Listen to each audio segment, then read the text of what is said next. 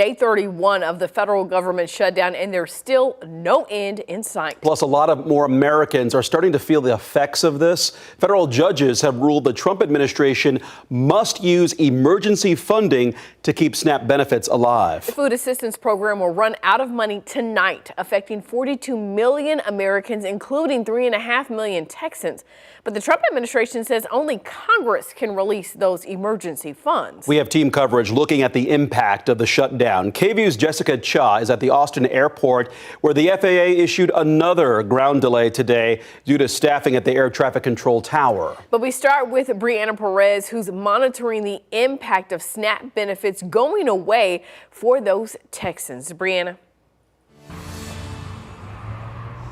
Yeah, Mark, Ashley, even with that federal judge's ruling ordering that the government use emergency funding for SNAP, it would still take some time for that money to reach states and individuals. Now, this morning, local leaders did gather together to talk about the potential impacts. They say the loss of SNAP benefits would essentially impact about 87,000 people in Travis County alone.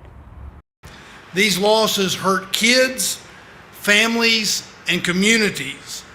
It also places additional pressure on local governments and nonprofits already struggling from losing federal funds earlier this year.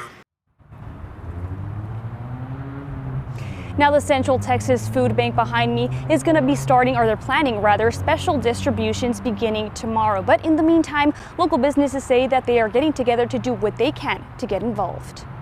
Bags of canned goods and boxes filled with pantry staples are stacked, ready to be donated. That's the sight inside several Austin shops stepping up to help their community. When the government fails us, the community steps up, and that's where we need to remember our spaces, is that, when people around us are suffering, it's kind of our job to help out. With millions of Texans expected to lose federal food assistance on November 1st as the government shutdown drags on, some local businesses say they couldn't just stand by. It's imperative that everybody, goes in deep and helps out. We saw the support when the floods happened, where everybody really stepped up and just dug in and gave back. And I think that now's the time to do that. As the deadline nears, families losing SNAP benefits are expected to rely more on local food pantries. Garbo A Salon says that's why they chose to get involved and set up a food drive at their locations across the city. Some say it's personal to them. I was a young 19-year-old single mom, and I relied on WIC and SNAP to help feed myself and my baby. And I don't know what I would have done without that. Definitely would have gone hungry. Local businesses stepping in to help will prevent a lot of that stress for some of these families. From salons to smoke shops, Teresa Coley, owner of Pink Cloud, says she knew it was time to step in and do what she could to ease the strain on local food pantries.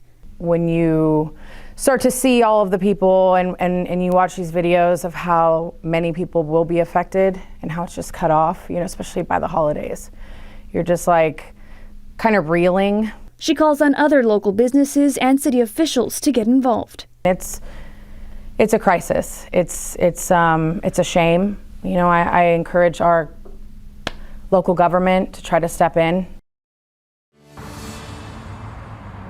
And local businesses say that they will continue to hold these food drives until they are no longer needed. They say what they gather will be given to local pantries in the area. Reporting in Southeast Austin, Brianna Perez, KVUE News.